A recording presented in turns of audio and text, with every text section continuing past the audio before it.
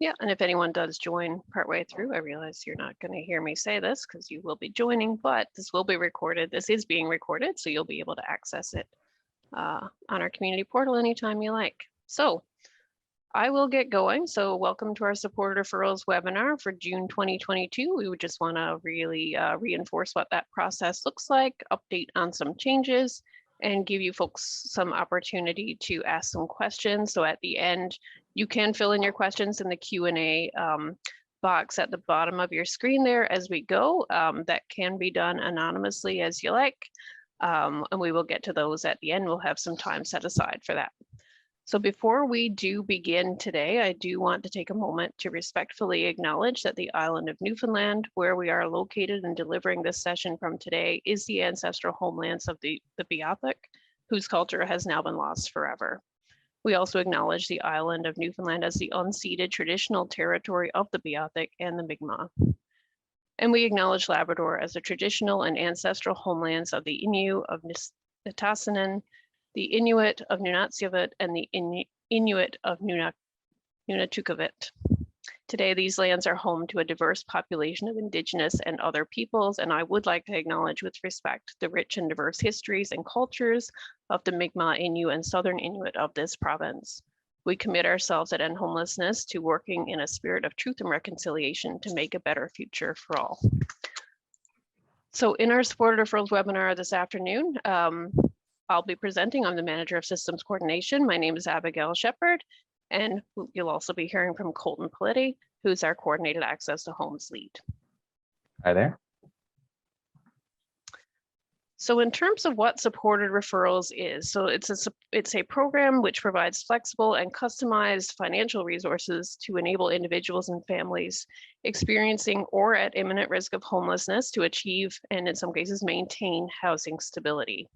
So this program was launched by End Homelessness St. John's in June of 2018, and it is modeled on a similar program that operates out of Homeward Trust in Edmonton, Alberta. So in terms of eligibility for participants, so folks must access supported referrals at this moment in time through coordinated access to homes, which means that we do need a completed coordinated access to homes consent and intake form. Through that process. Those forms are available on our community portal, and you can get them anytime by contacting Colton. We'll talk a little bit more about that in a moment. Individuals must be experiencing or at imminent risk of homelessness. So that means generally within 2 months of losing housing, if it's an imminent risk situation, and must be a resident of the St. John's metro region. So when we talk about imminent risk of homelessness, that can fall into several categories, 5 major generally. If there's a situation that's going to result in an eviction, we would look for that to be demonstrated by an eviction notice. We would look for a situation where that eviction can be prevented, so where that tenancy can be maintained by stepping in. This can happen again through an eviction notice, through a utilities disconnect notice. So a situation again with the utilities arrears or the like that's going to result in an eviction or a sudden reduction in income causing an inability to pay rent. We also see situations where there are relationship breakdowns. So that may be between family members or romantic partners that's resulting in an unsafe or an inappropriate housing situation. Also circumstances that involve violence or abuse. So if there's a situation like that that involves family members, romantic partners, can be roommates, landlords, guests, etc. Again, anything that leads to an unsafe housing situation, we would look to step in those situations and address that imminent risk of homelessness. If a tenancy has become unsafe or inappropriate, so it's not meeting for example, an essential service, like there's no heat being provided, if the doors don't lock, if there's personal safety issues, if the tenant is experiencing threats, if the landlord is not providing timely response to issues that are being identified that really make the tenancy unsafe, supported referrals would be an appropriate avenue to explore in those circumstances. or if there's a change in suitability. So sometimes if someone, for example, has a child, the family size increases, the house or housing arrangement no longer meets that need. Or if there's a loss of mobility or a need for accessible housing and the current arrangement doesn't work, we would look at supporting a supported referral in those circumstances as well. So in terms of eligibility for partner agencies to participate, you must have a signed coordinated access to homes MOU with End Homelessness St. John's. It must be a community-based referral. So we are unfortunately unable at this moment in time to provide supported referrals for any public agency, government partners, etc. You must be able to pay directly and be reimbursed. So there are situations where we would consider advances upon request. Those don't usually come up, but we would be able to look at that as well. But generally speaking, the agency would pay, we would reimburse you.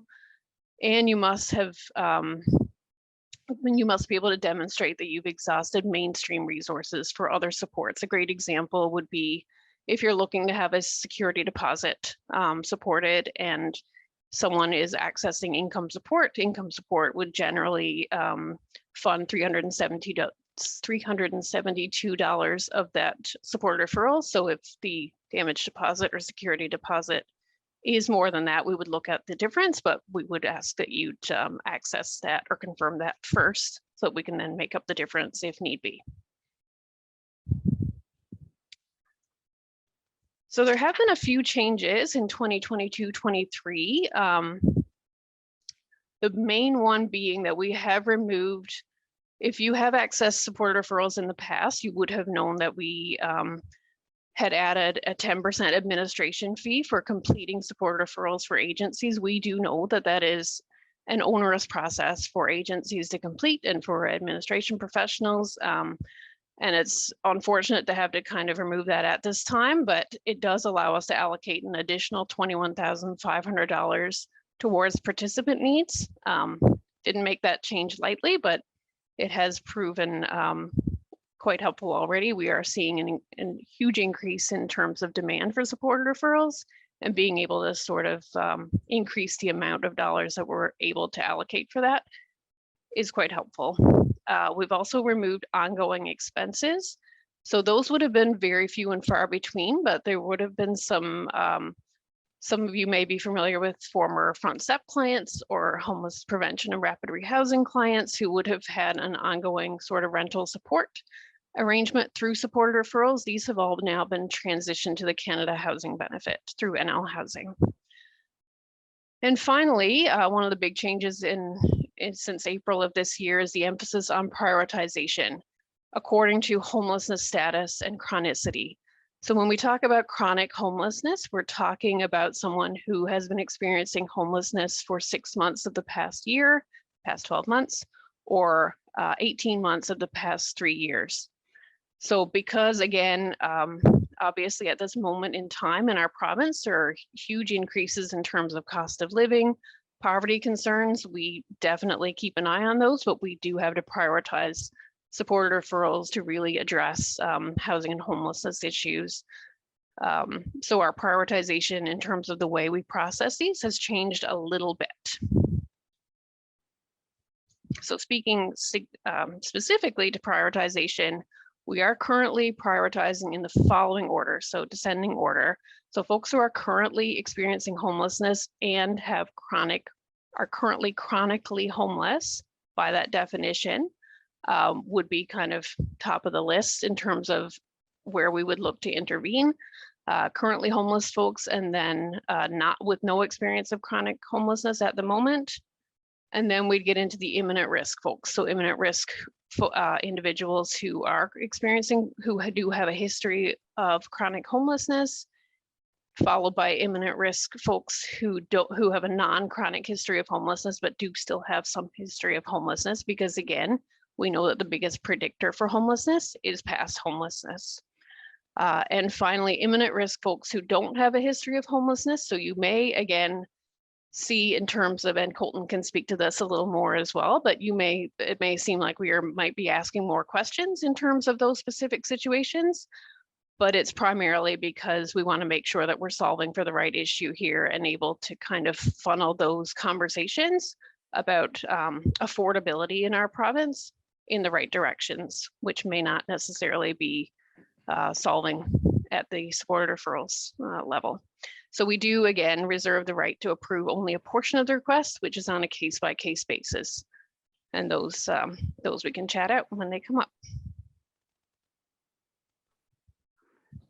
Thank you so much, Abigail. So I'm just going to quickly talk about the different types of expenses that we can and do cover through the supported referral program.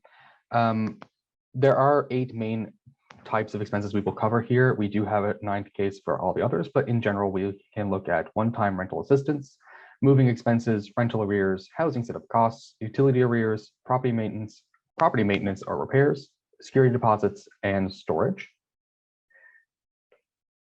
So one-time rental assistance is the first one. It is fairly common, but the client must either be experiencing homelessness or at imminent risk. There must be a reason why this is required. So a short-term change in circumstances like income, benefits, employment, or relationship status.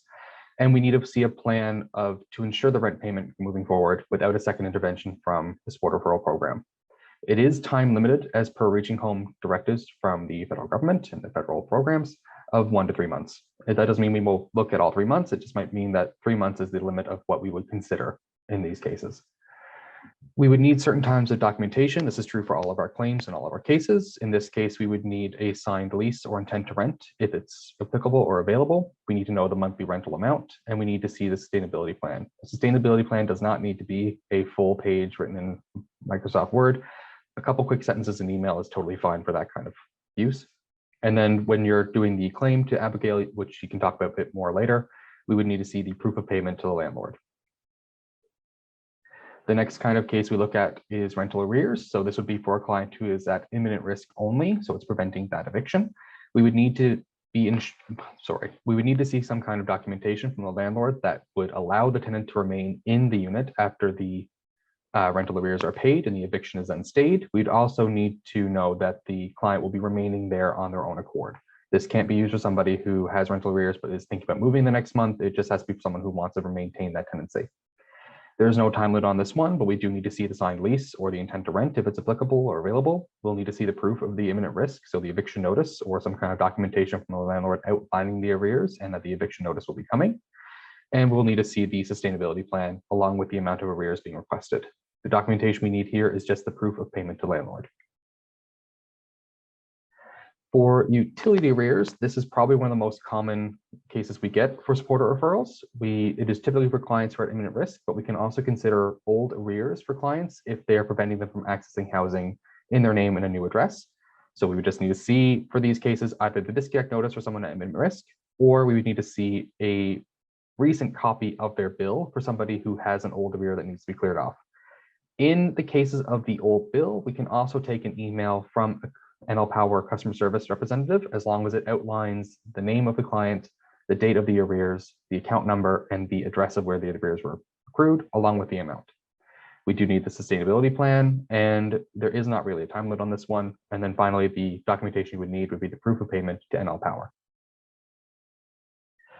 Next up would be security deposits. Most commonly, this would be a security deposit top-up. As Abigail mentioned, we do expect the client, if they're on income support, to first try to avail of the regular $372 that income support provides as an overpayment, as long as they're eligible for that payment.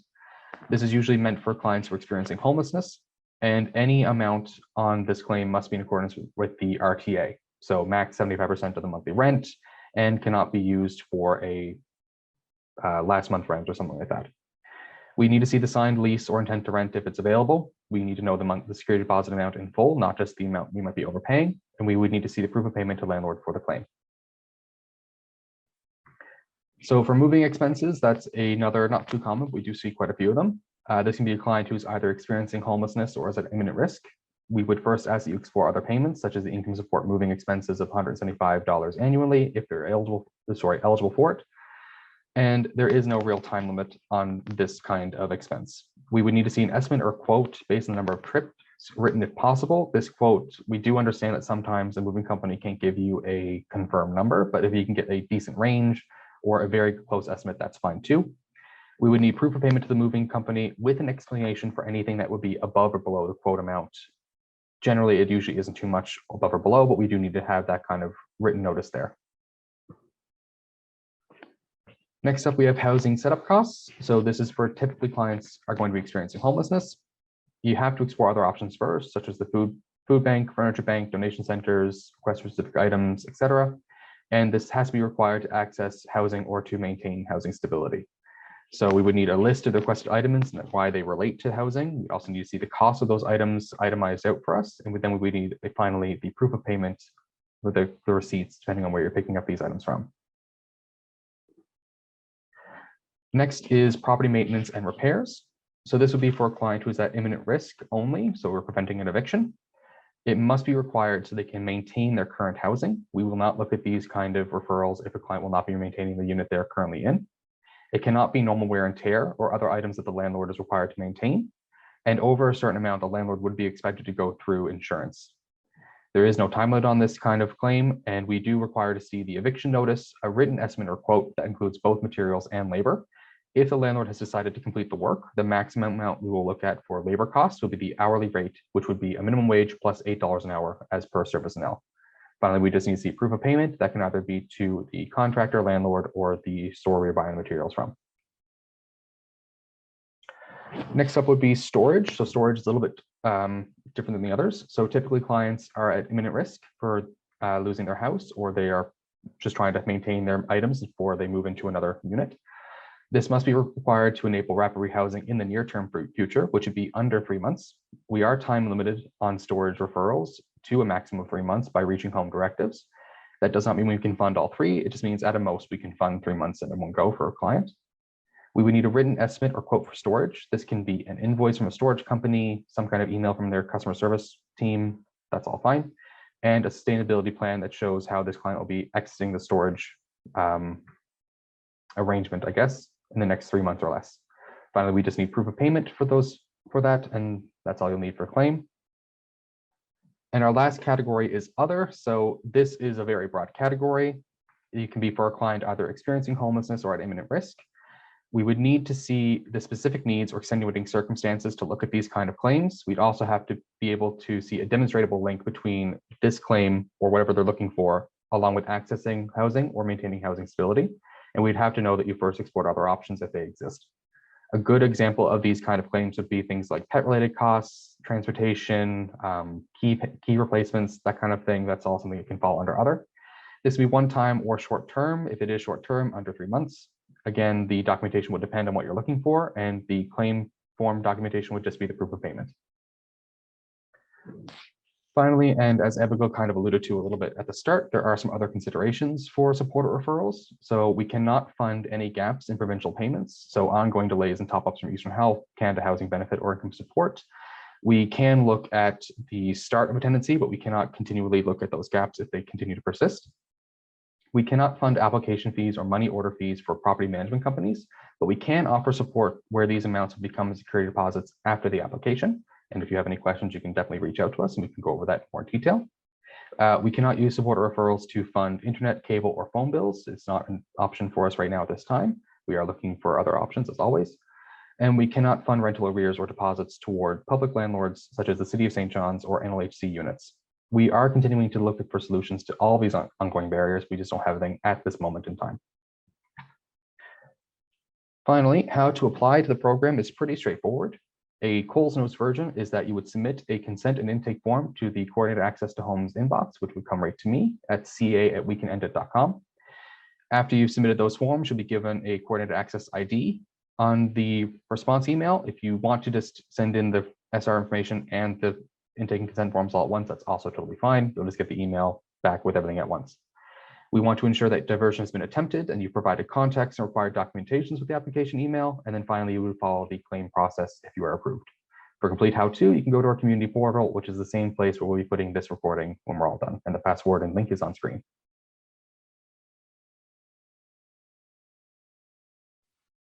Thank you, Colton. Yes, and the only thing I would add to that is that we do have the as part of that further information on our community portal, we do have a support referral guide available on the portal as well, which reviews a lot of those key questions that often come up in terms of eligibility and what we can actually support. So in terms of the claim form process, so as Colton said, once you've been approved for a support referral, made the payment to whomever is receiving that payment, we just ask that you retain a receipt or a copy of the proof of payment from your agency to that source. We can be a little bit, as long as there's some documentation of that, like we have taken like actual invoices. Sometimes we receive emails from, for example, a landlord saying, yes, I received this amount of money. We can be flexible around that, but we just need to know from our internal purposes that that has been paid. So if you can retain a copy of that and send it along to me with a completed claim form, which I'll review in a second, because I know there's sometimes some questions about that claim form as well, but send that directly to me at ashepherd@wecanendit.com, along with that proof of payment. If at all possible, we would request that those completed claim forms with proof of payment be received within a month of approval, wherever possible. It just helps you and helps us avoid those situations at fiscal year end where we end up with like having to do a lot of back and forth in terms of where those payments are and what you're expecting from us and what we kind of still need from you. So I will be trying to, in the next few months, to get a little bit of a better process in terms of supporting agencies with making sure that we're all staying on track and on a good timeline with those. So when I receive those claims and process them, you will get an email back from me saying that your support referral has been sent to Megan Murphy, our office manager, to process for payment. Megan generally has about a 10 business day turnaround in terms of how she processes those. So if you get the email back from me, it doesn't mean that the money will be there tomorrow necessarily, but it means that it has moved along and will be coming. And Megan does send the breakdown when she sends those, when she sends the support referral reimbursements out, a breakdown of what they're in reference to. And if you're having any issues with that, you can certainly contact her or me. And again, at ashepherd@wecanendit.com, and we can talk it through. But generally speaking, she has the contact information for the folks at the agencies who are completing those support referrals. So she generally touches base with those folks at your agencies. So in terms of the form itself, so the form did change again a little bit in terms of the admin fee being removed, which used to automatically calculate. So as of April 2022, this is what our form looks like. First and foremost, when you're entering the dollar amounts for the support referral claim, that table in the middle is an Excel form, an embedded Excel form in that Word document. So when you click on that, if you're entering your dollar amounts, it will pop up an Excel spreadsheet. You can put your dollar amounts in there. It will automatically calculate if there's any utility arrears is a great example. So I just have like a fake example there for $100, but it will break out the HST because Enel Power unfortunately doesn't break that out on their expense forms or bills, I guess. But that will break out. And if you are an agency that does claim the HST, it will break that out in the bottom of that form as well for you. And if you're receiving, if you're claiming that HST rebate or not. So once you've filled in the dollar amounts in that embedded table, you can close the Excel form, come back to your Word document. It should have filled that table in your Word document. So when you get back to that Word document, the claim form itself, so the key things that I know sometimes I get questions about in terms of filling this out. So we don't normally take the name for folks when you're completing the claim form. It will be the unique identifier that it's in reference to. So you would have received that from Colton initially when you completed that intake and consent process. If you have that unique, if you don't have it, that's absolutely fine. You can come back to us and request it. We'll absolutely provide it for you, but you would just fill in that unique identifier up in that claim information box there. The month of the claim, so the year is also helpful to include if you're able. If not, I can add it. That's not an issue. So up top, service provider. If you have, if you're an agency that would complete support referrals for different divisions of your agency. You can name that there too. If it's supposed to go to if it's been funded by, it needs to be reimbursed to a specific division of your agency, and the mailing address. So, and again, the unique identifier, the month of the claim. So again, your form will have filled in terms of the Excel spreadsheet within. So all your dollar amount should be correct there, should line up with what you were approved for. I know there's sometimes some confusion about the authorization section. So the authorization section is for the referral agency to complete as well. So the person who's completing this form would fill that out with their name, position, phone number, and most importantly, signature, because we do just need you folks to sign off on that support referral claim form, and then the date and your email for contact. All right, so that is all I have at the moment. Absolutely happy to take any questions that you might have. And you can use the chat tool there, and there's an option if you want to make your question anonymous, you can select that as well. Yeah, or the Q&A form for sure. Oh yeah, sorry, that's what I meant. My bad. Okay.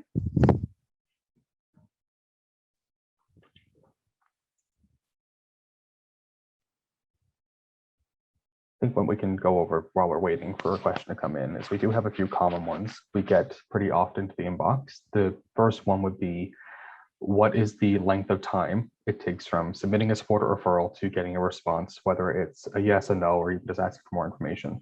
So in general, if you send an email into the inbox and you're asking for a support referral and you already have the consent and intake form completed and you have the number, you should give a response within 24 business hours, unless one of us or both of us are away from our desks or office. We can also look at, it can sometimes be a little bit longer too, depending on if you have all the documentation in already, or if the person does not have, like we mentioned earlier with prioritization, a history of homelessness, or doesn't have extensive history. We might just have more people in the queue that we're currently working on. We have a question here from Candace. Can a support referral be used for a remaining balance of security deposit or moving expenses after ISL pays their allowance? Yes, they can be. We do look at overpayments quite often. We would just need to first know that income support is funding that amount, whatever that amount is, and we need to know the total amount so we can calculate the difference that you're looking for. Thank you. And I would say that in terms of the remaining balance of security deposit, even above and beyond the utilities arrears, that would be one of the primary types of support referrals that we approve, would be for, because as we all know, $372 doesn't often cover the full amount of a security deposit request. So. Good question though, thank you. Any other questions?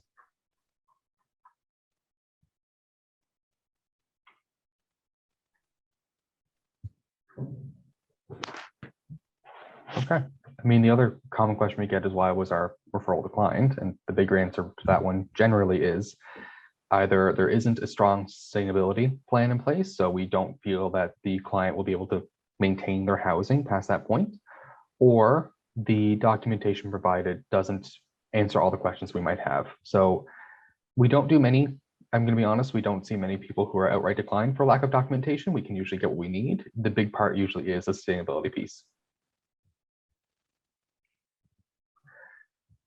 We have a question in. I received an email from Eastern Health yesterday indicating they will not be supporting rental increases due to business decisions. How will / can and Homeless St. John support with this? Yeah, tough question, Christy. Certainly that's part of ongoing advocacy and policy change work we'd be looking at from other avenues.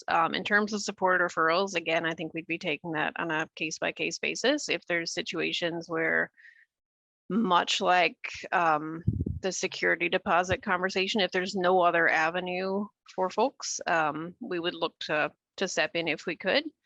But yeah, these are like an ongoing, because we can't support ongoing rental support through support referrals, I think that would probably be a larger conversation in terms of where we can land with advocacy. Thank you for the question, though.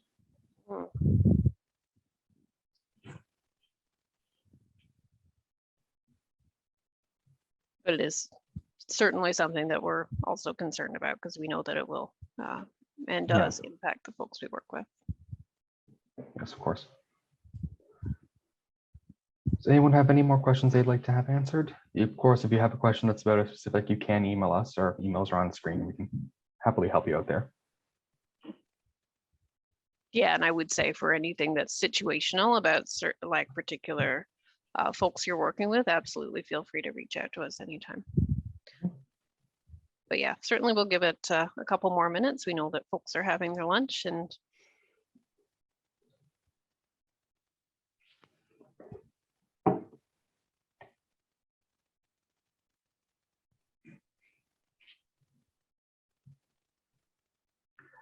Do we have a local contact number for inquiries? So this is actually a good question. Everything that has to do with support referrals needs to come in through email. We don't do any verbal approvals or verbal confirmations of amounts. We just do want to keep that paper trail, and we do want to keep the documentation in place just in case there's ever a time where someone else might be checking the inbox if in case I'm on vacation, or vice versa with Abigail. So the email address on screen, ca@wincanendit.com, is the best place to start. yeah, and for clarity, like we are able to address any general questions that you might have by phone. We just, for your purposes and for ours, we want to make sure, as Colton said, we have that paper trail. But yes, you can always give us a call. Our contact information is, well, we don't have our phone numbers there, but we can provide those without issue. We do have 2 questions in our question and answer. So one is from an anonymous attendee. Approximately how many supporter referrals do we get a month? Oh, I'm gonna ballpark it at about 3 a day, so around 75 to 90 every month. Does that sound fair, Abigail? Yeah, I think there's, maybe up to 75, I would say for sure. Like, it depends on the month, but we do tend to get many towards the end of the month, I would suggest, because folks are moving in at the beginning of the month. Rental agreements are starting on the first of the month. So I think we have like some periods of time that are predictably a little bit busier, but depending on the month, yeah, I'd say we'd get up to like 60 to 75 and sometimes above. And then we have another message in the question and answer that says an email was sent to us in relation to government making referrals. Okay, I can respond to that email after the webinar is done, if that's okay, and should be fine. Any other questions from anyone?